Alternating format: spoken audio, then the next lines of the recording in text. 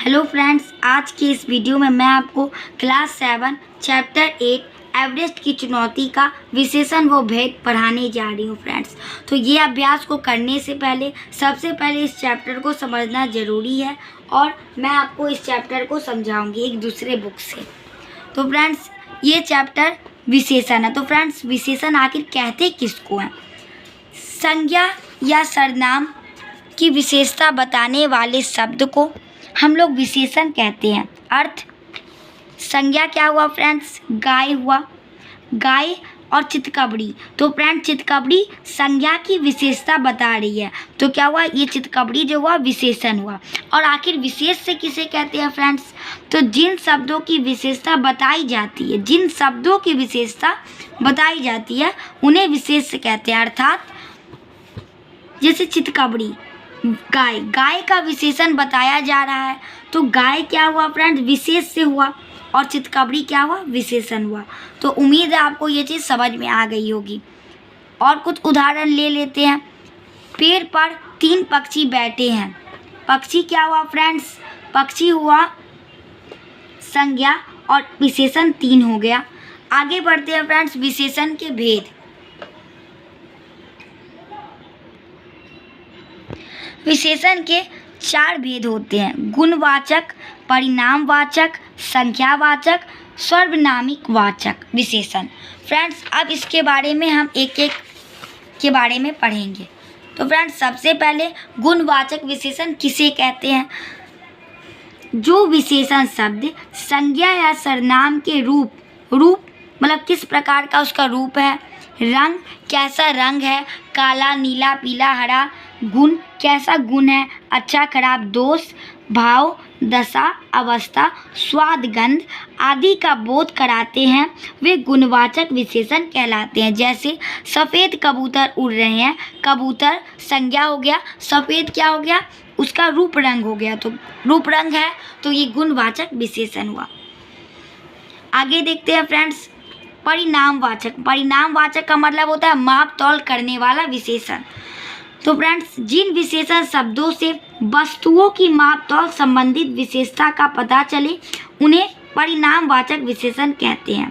Friends, मतलब जो विशेषण शब्द वस्तुओं का माप तौल के बारे में बताता हो, 2 किलो, 4 मीटर, थोड़ा, तो ये क्या हो गया? परिणामवाचक विशेषण हो गया। परिणामवाचक विशेषण को 2 भाग में बांटा गया है फ्रेंड्स, पहला और दूसरा। पहला क्या है? निश्चित परिणामवाचक विशेषण और अनिश्चित परिणामवाचक विशेषण। आइए इसके बारे में समझते हैं।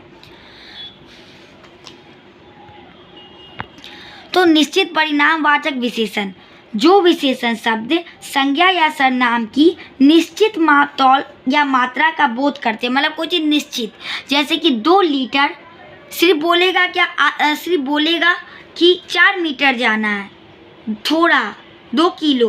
तो फ्रेंड्स, ये सब क्या हो गया? निश्चित वाचक विशेषण हो गया। 2 लीटर, 5 किलो। अब आगे अनिश्चित, मतलब जिसका निश्चित बोध नहीं होता हो, जो विशेषण शब्द संज्ञा या सर्वनाम की माप तौल और मात्रा संबंधित विशेषता की निश्चित जानकारी ना दे, उसे अनिश्चित परिणामवाचक विशेषण हम लोग कहते हैं। जैसे कि गिलास में थोड़ा शराब रखा है, शरबत रखा है, गिलास में थोड़ा शरबत रखा है, मेरे हाथ में बहुत सा तेल बिखर गया। तो ये सब हो गया। अब आ जाते हैं फ्रेंड्स संज्ञावाचक विशेषण में।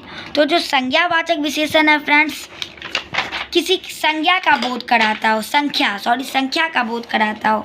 तो फ्रेंड्स, जो विशेषण शब्द संज्ञा या सर्वनाम की संख्या मतलब गिनती, नंबर संबंधित विशेषता का बोध कराते हैं, वे संख्यावाचक विशेषण कहलाते हैं। जैसे 4, 2। अब आ गया, संख्यावाचक भी 2 प्रकार के होते हैं, एक निश्चित संख्यावाचक, एक अनिश्चित संख्यावाचक। निश्चित संख्यावाचक में आते हैं जो विशेषण शब्द संज्ञा या सर्वनाम की निश्चित संख्या का बोध कराते हैं, वे निश्चित संख्यावाचक विशेषण कहलाते हैं। जैसे कि 1 गिलास मेज पर रखा है, तो 1 गिलास 15 विद्यार्थी। अब आगे अनिश्चित संख्यावाचक विशेषण। जो विशेषण शब्द या संज्ञा या सर्वनाम शब्दों की निश्चित संख्या का बोध नहीं कराते, वे अनिश्चित संख्यावाचक कहलाते हैं। आते हैं, देखते हैं इसमें फ्रेंड्स। इसका हो गया, पेड़ पर कुछ आम लटक रहे हैं। कुछ आम, कितने? 1 2 4 5 नहीं बोल रहा है, कुछ तो निश्चित नहीं बता रहा है। अब सर्वनामिक, जो सर्वनाम शब्द किसी संज्ञा से पहले प्रयुक्त होकर उसकी विशेषता बताते हैं या उसकी ओर संकेत करते हैं, वे सर्वनामिक विशेषण कहलाते हैं। जैसे कि यह पुस्तक मेरी है, यहाँ देखते हैं वो लड़की क्या है फ्रेंड्स? संज्ञा है, इसके पहले ही लग गया सर्वनाम, तो यह क्या होगा? सर्वनामिक विशेषण। तो फ्रेंड्स, आज के इस वीडियो में मैंने आपको विशेषण और भेद समझा दिया। अगले वीडियो के पार्ट में फ्रेंड्स मैं आपको एवरेस्ट की चुनौती, विशेषण और भेद का अभ्यास करके बताऊंगी। तो अभी के लिए इतना ही। Thank you.